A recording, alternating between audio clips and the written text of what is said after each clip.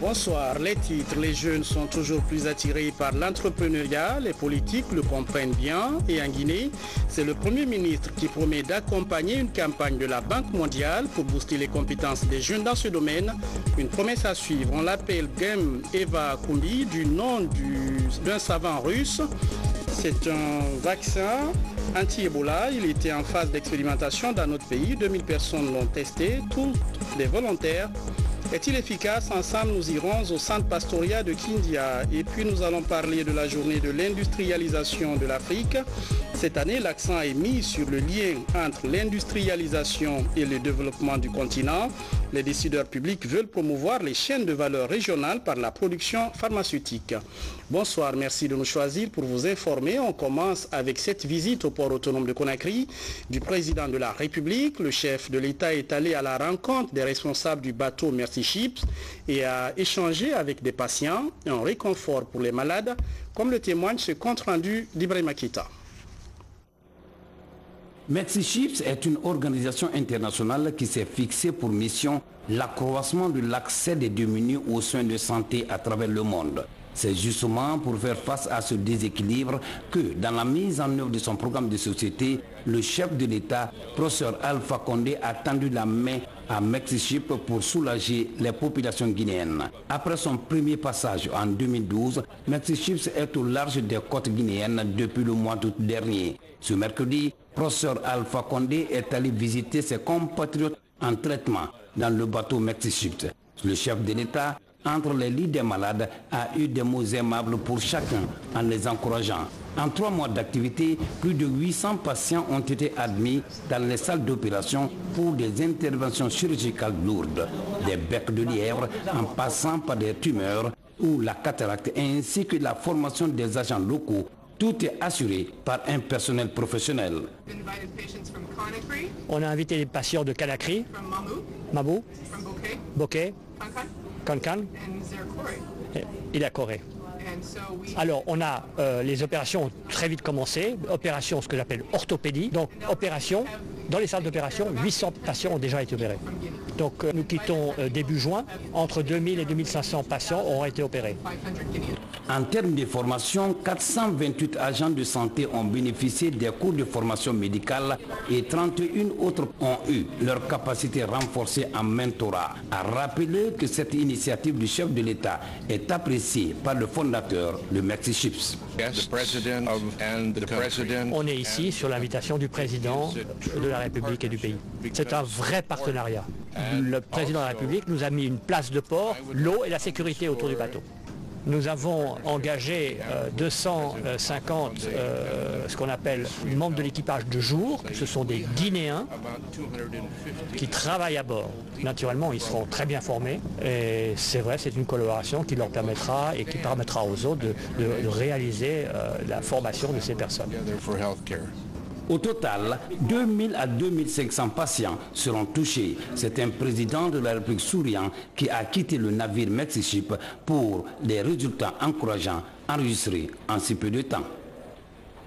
Chapitre santé, on va d'abord s'arrêter à Kindia pour parler du vaccin anti-Ebola. Gam Eva Kumbi, c'est le type expérimenté en Guinée depuis quelques années. La première phase de ce essai prend fin avec un chiffre, 2000 cobayes, tous des volontaires, et au centre de recherche en épidémiologie et des soins médicaux de Pastoria, on estime que les résultats sont concluants. Mamadou Saliouba nous en dit plus. La voici Victorine Koivogi. Elle est la 2000e et dernière volontaire à être administrée le vaccin anti-Ebola Gam Eva Kumbi. L'étudiante à l'École nationale de la santé bénéficie d'un cadeau symbolique pour sa contribution à la recherche. Ce essai marque la fin de la première phase d'expérimentation du vaccin anti-Ebola. Le processus d'homologation de ce nouveau produit est déclenché. Tout a été vérifié, il s'est avéré que ce médicament est efficace et sans gravité pour la santé de l'humain. Pour l'obtention d'une homologation, comme je vous l'ai dit, la coopération russo-guinéenne a accepté que nous reprenions la recherche en République de Guinée en vaccinant 2000 personnes. Nous avons débuté la vaccination le début août 2017. Les 2000 qui nous ont été demandés, vous avez assisté aujourd'hui à la vaccination de la 2000e personne. Elle va être suivie pendant 1 an. Nous pensons que cet espoir suscité par la découverte de ce vaccin pourra permettre à l'humanité tout entière d'avoir une arme efficace pour le contrôle des futures flambées de la maladie à virus Ebola. Le vaccin anti-Ebola Gameva-Kumbi est mis au point en Russie et transporté en Guinée pour des recherches approfondies. Il est baptisé du nom du célèbre chercheur russe.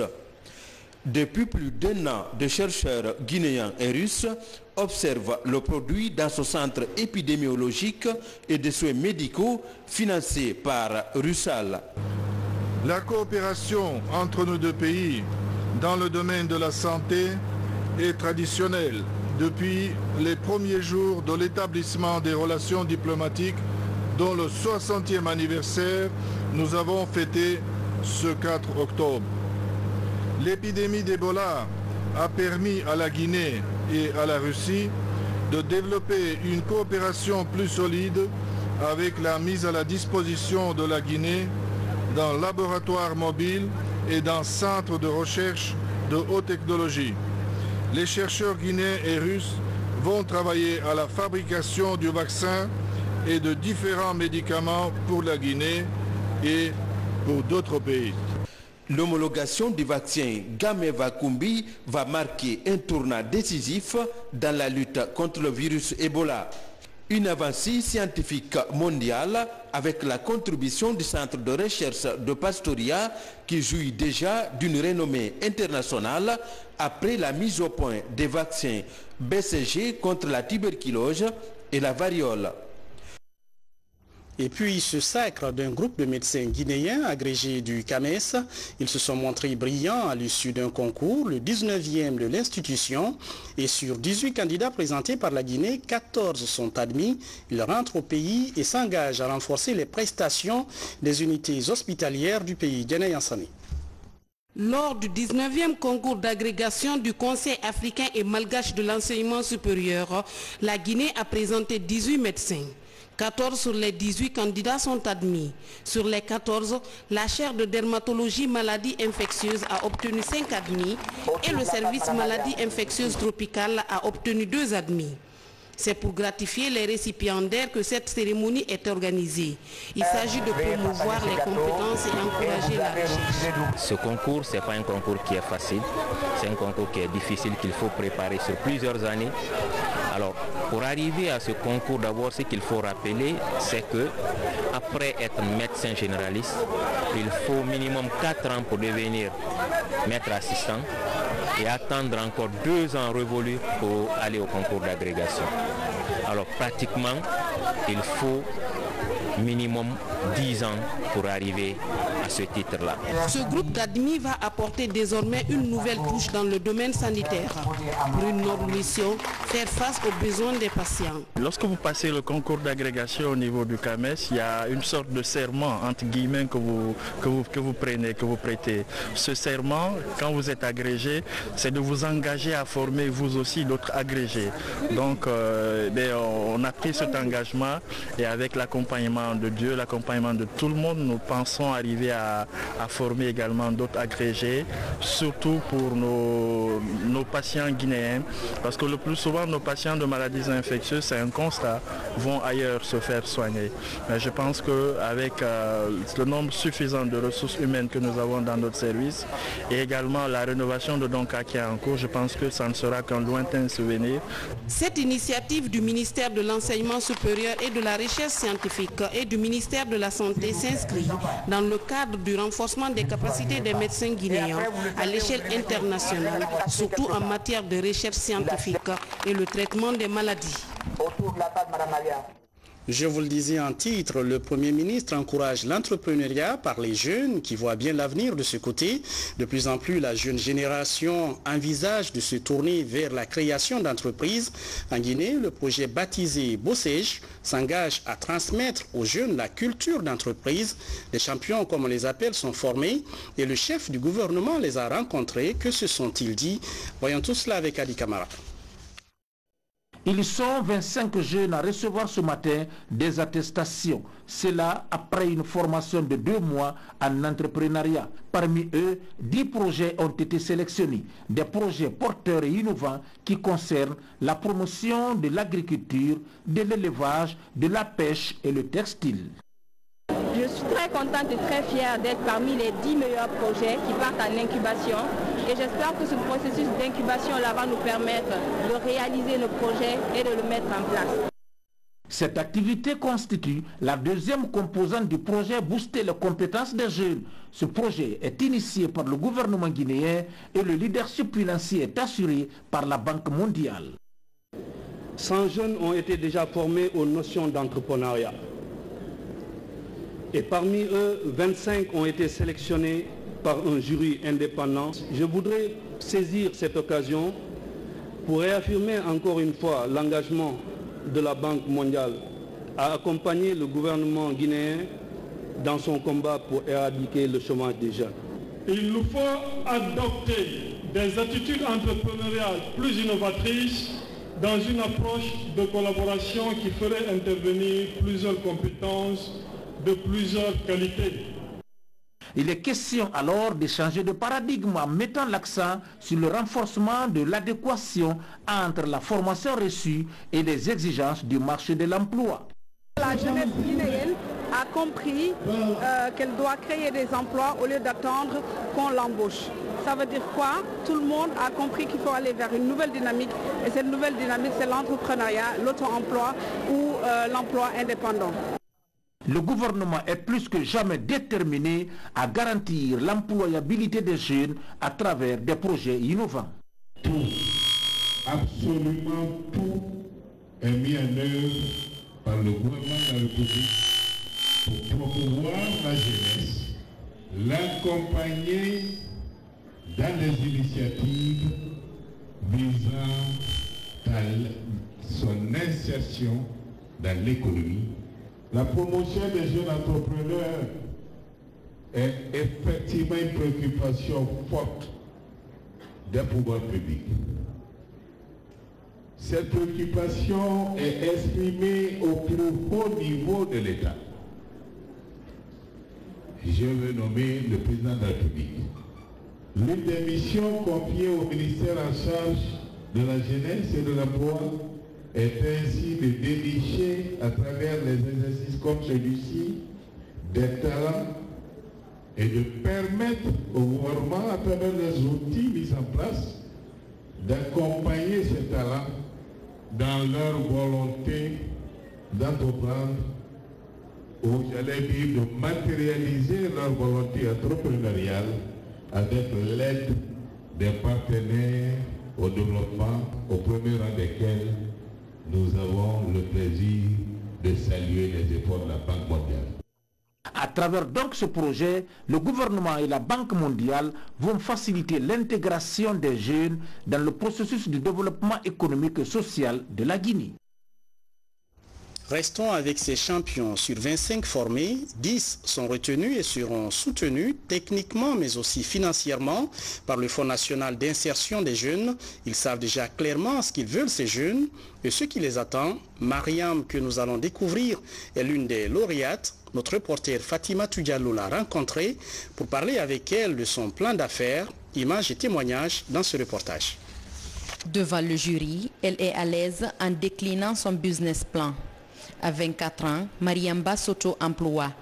Après 8 semaines d'intense formation, elle est aujourd'hui parmi les 10 lauréats qui bénéficient de l'accompagnement du projet Booster les compétences pour l'employabilité des jeunes.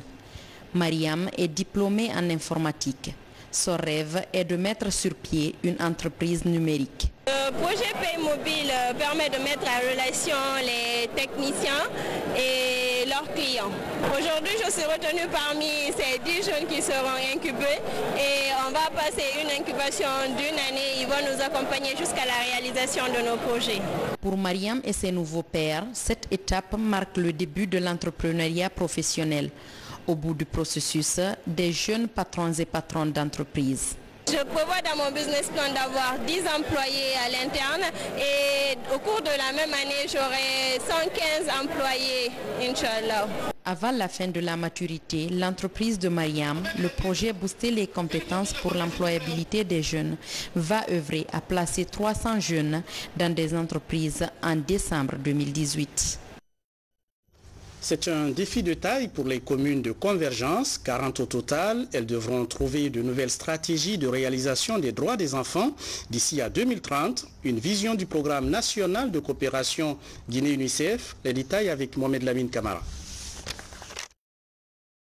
Le respect des droits de la petite enfance en Guinée demeure le principal défi à relever par le Fonds des Nations Unies pour l'enfance, UNICEF. Pour gagner le pari, l'institution onusienne et le gouvernement entendent mobiliser les ressources nécessaires pour pouvoir mettre en œuvre les compétences des collectivités liées aux droits des enfants. Pour ce faire, les communes de convergence sont ciblées pour la mise en place des initiatives pour la préservation des droits des enfants. L'objectif principal, c'est de s'assurer de l'effectivité des 14 compétences dévolues, dont la grande partie d'entre elles sont directement liées aux droits des enfants et de la jeunesse. Et donc, c'est dans cet esprit que l'UNICEF a pu mener cette revue avec tous ses partenaires qui, je pense, a conclu avec des recommandations très spécifiques et très concrètes pour la mise en place des activités sur l'année prochaine. À Knieran, dans les jours à venir, nous allons mettre en place le recensement des enfants dans la localité. Et quand nous aurons le nombre d'enfants, parce qu'il faut les amener à l'école, il y aura le nombre de garçons et le nombre de filles. Donc il faut les amener à l'école, il faut défendre leurs droits. Ils doivent avoir accès à la santé, à l'éducation, à l'eau et tout ce que les enfants ont besoin. Il faut que les enfants de Knieran aient ça. À travers ce programme, le gouvernement et l'UNICEF envisagent des stratégies de prise en compte des questions de développement de l'enfant et de sa survie au niveau des 40 communes de convergence. Le rôle du ministère de la coopération et de l'intégration africaine consiste à nous assurer de la coordination effective de l'aide, de nous assurer que tous les départements sectoriels qui doivent appuyer Monsieur le ministre de l'Intérieur du territoire puissent le faire, et également les donateurs qui sont dans le pays, qui ont des fonds qui vont dans le cadre de l'enfance, dans le cadre des communes de convergence, également puissent appuyer le programme de l'UNICEF. D'ici à l'horizon 2030, l'UNICEF et l'État guinéen envisagent insuffler une nouvelle dynamique de gestion moderne de l'état civil, la santé communautaire et le préscolaire qui ne couvre que 8% des enfants en Guinée.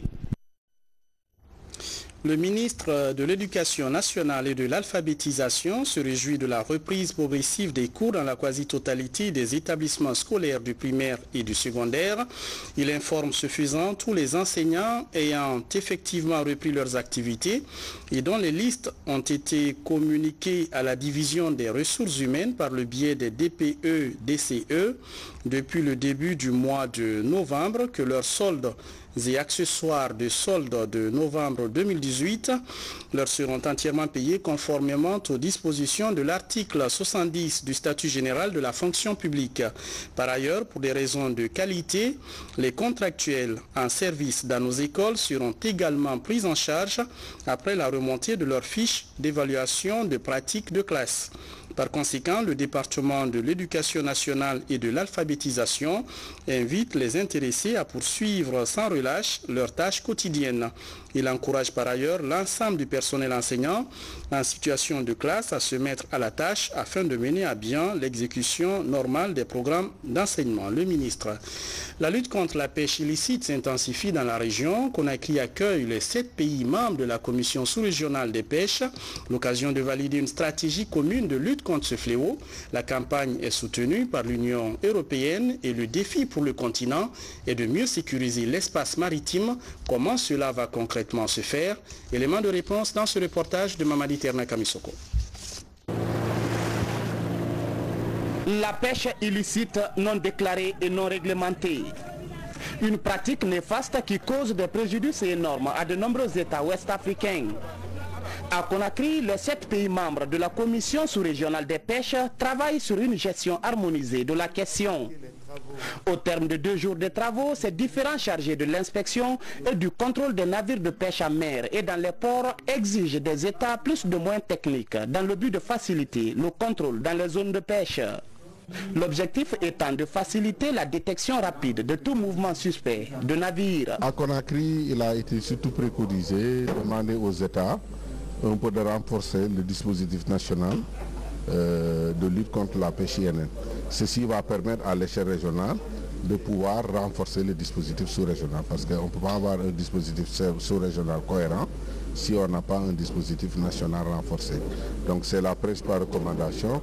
La deuxième recommandation, c'était également le renforcement des capacités des parties prenantes à la lutte contre la pêche INN. Et la troisième recommandation forte a été également la mise à niveau de la législation nationale par rapport au cadre juridique international. Désormais, il n'est plus question de baisser la garde quant à la sécurisation de l'espace maritime sous-régional. Des patrouilles communes sont annoncées dans nos eaux pour venir en appoint aux stratégies nationales. Un engagement qui cadre avec la volonté du gouvernement guinéen, celle de mettre fin à la pêche illicite. L'épine dorsale dans la pêche, c'est la surveillance. Donc nous sommes heureux de recevoir tous les pays ici à Conakry pour parler de pêche illicite. Nous cherchons à harmoniser nos instruments de surveillance et nos réglementations. Ce programme de renforcement de la gouvernance régionale des pêches en Afrique de l'Ouest est soutenu par l'Union européenne. Cette première rencontre sur la pêche INN se tient à Conakry 2 ans après la sortie de la Guinée sur la liste noire des pays tiers non coopérants de l'Union européenne. Dans l'actualité nationale, célébration de la journée de l'industrialisation de l'Afrique. Cette année, les décideurs publics annoncent la promotion des chaînes de valeur régionales sur le continent par la production pharmaceutique, une initiative soutenue par l'Organisation des Nations Unies pour le développement industriel, Abdulkarim Kamara. Dans l'élan des efforts orientés vers un développement inclusif et durable. C'est le principe fondateur du développement de l'Afrique à l'horizon 2030. Un partenariat stratégique est établi pour la promotion des chaînes de valeur régionales sur le continent. L'accent est mis en 2018 sur le soutien au secteur pharmaceutique. Quand vous avez votre médicament à côté, c'est différent que quand vous le prenez de loin. Et d'un point de vue coût, ça devient aussi plus intéressant pour les États africains. Et économiquement aussi, c'est beaucoup de travail qui sont créés à la chaîne, c'est beaucoup de revenus qui sont générés sur la chaîne. Ce soutien passe par l'augmentation des capacités de fabrication locale. Les acteurs de la production pharmaceutique y voient un moyen inestimable d'accès local aux médicaments. Au-delà même des médicaments chimiques, notre médecine traditionnelle offre beaucoup de possibilités qu'on peut exploiter, moyennant un peu d'aide. C'est-à-dire que c'est de la recherche. Et qui dit recherche, c'est l'argent, l'argent et l'argent. On peut avoir, mais il faut créer un environnement. La diversification économique recherchée débouche sur une coopération en matière de commerce. L'harmonisation du système reposera sur l'enregistrement et la réglementation des médicaments pour une industrie pharmaceutique robuste en Afrique. Il faudrait que les dispositifs réglementaires liés à la qualité des produits, liés à la certification des produits soient bien maîtrisés par le secteur industriel pour que ces produits puissent répondre aux normes qui sont exigées pour lesquelles nous avons adhéré à des conventions et que ces produits puissent être sur le marché. Aujourd'hui, nous avons raison de faire de l'industrie le levier de la croissance puisque ce thème ne s'inscrit pas dans un cadre isolé, mais la constance, c'est l'industrialisation du pays, faire en sorte que le secteur soit porteur de croissance et puisse aider à l'essor économique et social de notre pays qu'ambitionne le président de la République, le professeur Alpha Condé. Le programme est assorti de la 3e décennie de développement industriel de l'Afrique. Une initiative dont la décision a été prise par la résolution 70-293 des Nations Unies le 25 juillet 2016.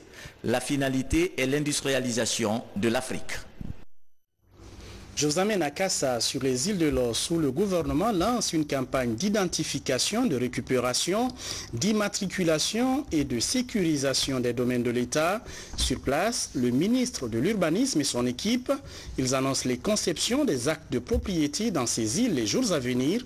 Les opérations seront lancées dans 72 heures. Saint-Martin Fansinadono. Le projet Grand Conakry 2040 s'étend aussi sur les îles de l'Os.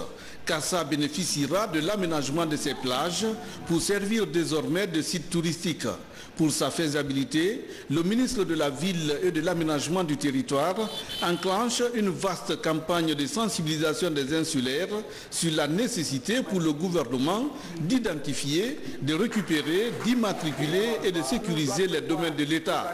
Une des choses que nous avons constatées, c'est quoi? C'est que ces réserves-là n'étant pas immatriculées, les populations les ont bradées. Les gens ont envahi avec à l'esprit l'État ne viendra jamais. Donc je suis venu passer ce message-là aux populations des îles de l'Os pour leur dire que le président de la République a un regard sur eux.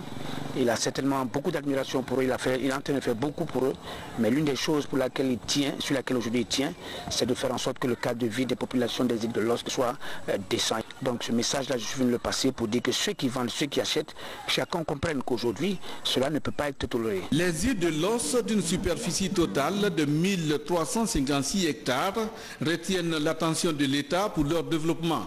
Malheureusement, des particuliers s'installent là sans autorisation des responsables du secteur. L'urgence du moment est donc de freiner toutes les occupations illégales de ces réserves foncières de l'État. Les gens s'attribuaient des espaces, des fois comme selon leur gré. Mais avec ce que le ministère a dit, nous avons des travaux, quand ils seront réalisés, les immatriculations d'espaces vont nous indiquer ce qui deviendra aux tierces personnes, donc à la population, et ce qui doit rester comme propriété de l'État. Il y a des domaines coutumiers, il y a une partie aussi qui était occupée par l'ancienne bauxite de Midi, qui est souvent connue ici comme domaine de l'État, et souvent en bordure des mers, comme les gens disent, DPM. Ce sont ces deux groupes de terrain qui sont connus sous le nom de domaine de l'État et aussi de l'Os ici. Bon, en ce qui concerne la population autochtone, et presque ils sont chez eux. Ils construisent tous dans leur terroir agricole. Bon, mais avec le développement de la ville de Conakry, une bonne partie de la population commence à venir aussi de l'Os. Selon les autorités locales de Kassa, c'est la première fois qu'un ministre du secteur de l'urbanisme et de la construction se rend ici. C'est là depuis la Deuxième République. Le ministre annonce que dans 72 heures, ces techniciens réaliseront sur ces îles les levées topographiques pour faciliter la conception des actes de propriété pour l'État. Nous vivons au quotidien les effets du changement climatique, mais comment limiter les impacts? La maîtrise d'outils de collecte de données statistiques environnementales fiables reste un élément important dans cette aventure. C'est l'avis des spécialistes qui peuvent mesurer par exemple l'avancée du désert, la hausse des températures ou encore les conséquences même du changement sur la qualité des sols agricoles. Les compétences dans ce domaine sont limitées dans plusieurs pays africains, y compris le nôtre, mais cela pourrait bien changer à l'avenir. Tchernos Mandiado. Les projections faites pour la fin du siècle actuel prévoient un accroissement des températures moyennes de plus de 5 degrés Celsius alors que le seuil actuel est de 2 degrés Celsius. Une alerte alarmante du groupe d'experts intergouvernemental sur le climat dans son dernier rapport publié le 8 octobre dernier. Les Nations Unies veulent attirer l'attention de tous sur les dangers qui menacent la planète du fait du réchauffement climatique et aider les États à développer les politiques de réduction de gaz à effet de serre et de valorisation des énergies renouvelables. La rencontre régionale de développement des capacités nationales pour générer et utiliser des données statistiques environnementales va permettre d'offrir des éléments d'appréciation plus nets pour toute étude liée à l'environnement en Guinée. Sans des données pertinentes, mises à jour selon un dispositif pérenne de fourniture d'informations régulières et fiables, la Guinée ne pourra pas compter, comme il se doit, sur la richesse de ses ressources naturelles pour stimuler son économie et doter ces communautés de moyens d'existence ou de subsistance durable et en faire une population plus résiliente aux chocs et aux perturbations climatiques. L'Organisation des Nations Unies a inscrit la protection de l'environnement parmi les 17 objectifs de développement durable. Le 13e, plus précisément, préconise des mesures d'urgence pour lutter contre les changements climatiques et leurs répercussions sur la vie des êtres vivants. La Guinée s'est engagée avec son plan national de développement économique et social pour une gestion durable du capital naturel et apprécie à cet effet l'appui des Nations Unies. Pour apporter une solution à un problème, il faut bien l'identifier. Si vous ne déterminez pas la taille, n'est-ce pas, du dégât, il est évident qu'il va être très difficile de corriger. Donc nos États, les pays africains en souffrent aujourd'hui. Pour ressortir la valeur, l'importance de ces statistiques, et voir dans quelle mesure on peut s'en servir pour inverser la tendance actuelle. Nous subissons énormément, n'est-ce pas, des dégâts causés à l'environnement. Aujourd'hui, nos pays en voie de développement. La rencontre de Conakry intervient à quelques jours de la COP24 qui verra la Guinée participer aux travaux de Pologne en réitérant son appel pour une planète plus sûre.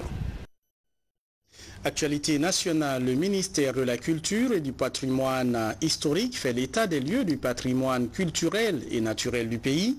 L'initiative est soutenue par l'UNESCO et ce mercredi, le projet a été validé pour officiellement lancer les activités de cette campagne.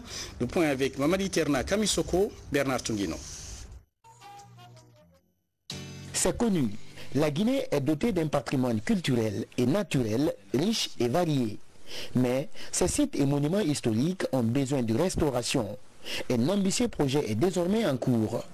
Après 2 semaines de collecte de données sur le terrain, les acteurs concernés se réunissent à Conakry pour mettre en route un plan pluriannuel de préservation et de valorisation de notre patrimoine culturel et naturel. Le patrimoine culturel, c'est quoi? C'est beaucoup de choses. Il y a le patrimoine mobilier. Là, il s'agit du patrimoine immobilier, c'est-à-dire les sites, les monuments historiques, tout ça rentre dans ce cadre. Donc, le gouvernement, depuis quelques mois, travaille avec l'UNESCO pour mettre en place un projet qui va, dont l'objectif donc sera de promouvoir ce patrimoine sur l'ensemble du territoire national guinéen. Le Mont Nimba est le seul patrimoine guinéen enregistré dans le portefeuille de l'UNESCO. Mais il est en danger alors que le pays a ratifié la Convention de 1972 obligeant les États partis à la promotion et à la protection de leur patrimoine. Aujourd'hui, sous la coupe de l'UNESCO, la Guinée veut redorer son blason. On voudrait aussi encourager l'État parti à établir un comité national du patrimoine. C'est ce comité national du patrimoine qui va aider pour la sélection du site et pour aussi tout ce cheminement pour qu'enfin on puisse avoir plus d'un site sur le patrimoine mondial de l'humanité. En tout cas, c'est notre souhait pour que la Guinée puisse avoir plus d'un site. Je sais que la Guinée a un patrimoine très riche, donc on peut exploiter ce patrimoine. Au sortir de cette rencontre, ces cadres des ministères de la Culture et du Patrimoine historique et de l'Environnement vont valider le document guide du gouvernement en vue d'une restauration future de nos sites touristiques et monuments historiques. Et puis on termine avec l'évaluation des performances des services transport dans le domaine sécuritaire, un programme annuel du groupe Total. Et cette année, c'est la Guinée qui rafle le prix avec une note maximale de 5 sur 5. Fatmata Batouli Diallo, Algassimouba. Ils sont au nombre de 6 à recevoir des satisfecits suite à l'audit de sécurité transport organisé en avril dernier dans tous les pays d'Afrique où opère le groupe Total. L'objectif visé par cette évaluation est de récompenser tous les transporteurs qui se sont distingués dans le domaine de la sécurité. L'objectif recherché en fait est très simple, c'est d'avoir un maximum de sécurité dans nos opérations au quotidien. Nous ne voulons pas, du fait de notre activité, avoir des morts. Nous sommes dans des activités à risque. Nous transportons des produits pétroliers, ce sont des produits à très gros risque. Nous avons des camions citernes qui roulent sur les routes de Guinée et qui peuvent faire des accidents. Donc l'objectif c'est vraiment d'arriver à un nombre réduit d'accidents Et même si on a des accidents, c'est d'arriver à 0 mort. Ils ont regardé en fait le professionnalisme de nos transporteurs et à l'issue de ça, ils ont sorti une note. Et la note nous a positionnés parmi les meilleurs en fait de l'Afrique dans ce domaine, dans le domaine du transport. Pour Total, la sécurité est une valeur très très importante. Et Total Guinée a pu démontrer, grâce à ces hommes, que la sécurité est essentielle. Nous avons des audits en interne et vous voyez, comme vous le voyez partout, vous voyez des camions de Total aujourd'hui qui sont aux normes. Et ça, c'est une politique très importante pour Total. Les bénéficiaires se félicitent pour le travail abattu par l'équipe de transport. Pour eux, rafler ce prix pour la première fois est une fierté pour la filiale de la société en Guinée. L'expertise de notre directeur général nous a permis de remporter ce trophée. Et je suis très fière de le remporter parce que ça montre aussi que le service transport et la filiale dans son intégralité dispose d'un esprit vraiment d'équipe parce qu'on a été très soutenu par tous les collaborateurs et au sein même du service transport, on s'est soutenu et on se soutient encore énormément. Chaque bénéficiaire a reçu un satisfecit, une carte carburant et une enveloppe de 3 500 000 francs guinéens. La responsable du service a également reçu un trophée, tous récompensés par le groupe Total. Voilà, c'est tout pour les infos. Merci de nous regarder à Gekedou, Dalaba et Farana. L'info continue sur notre site rtgkoloma.info. Bonsoir et restez fidèles à la télévision nationale.